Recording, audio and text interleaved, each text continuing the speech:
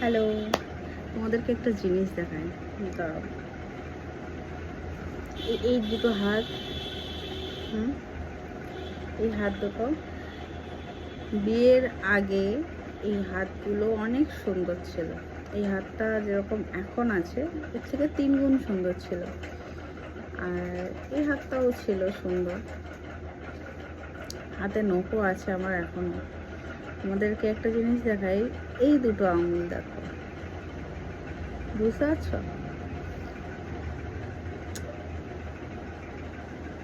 এই যে দাগগুলো পড়ে গেছে, ক্যামেরায় ঠিক বোঝা যাচ্ছে না কারণ আমি হাত পরিষ্কার রাখি তো সবসময়, তো দাগগুলো সাদা হয়ে রয়েছে, নোংরা হয়ে দেখা যাচ্ছে না।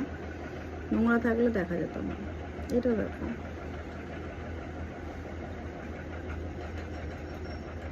এটার মধ্যেও চিড়ে গেছে, মানে এটা পুরো দেখা যাচ্ছে ভিতরটা, তবে এখন ক্যামেরায় বোঝা যাচ্ছে না। বা আর একবার যদি কিছু কাটি তো আঙুলটা পুরো আউট হয়ে যাবে।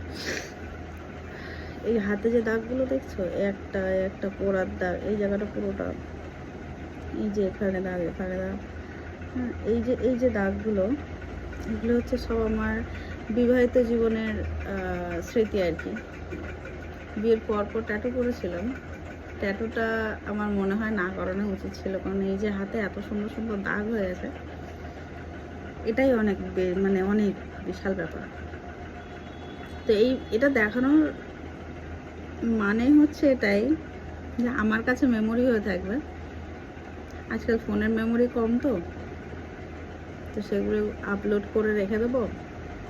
একটা সময় গিয়ে দেখবো যে আমার হাতের এইরকম অবস্থা ছিল, তখন কীরকম অবস্থা আছে। আর তবে আমাদের মা মাসিরা যারা বটি দিয়ে কাজ করে, তাদের হাতের অবস্থা এরকম, এর থেকেও জঘন্য হয়ে গেছে তাদের হাতগুলো। আর মানে তারা হাত এইরকমভাবে লুকিয়ে রাখে সবসময়, যে এখন ফ্যাশন, সব রকমের কাটার জন্য সব রকম জিনিস বার হয়ে গেছে। এখন বটি দিয়ে কাজ করেই কি, তাই না?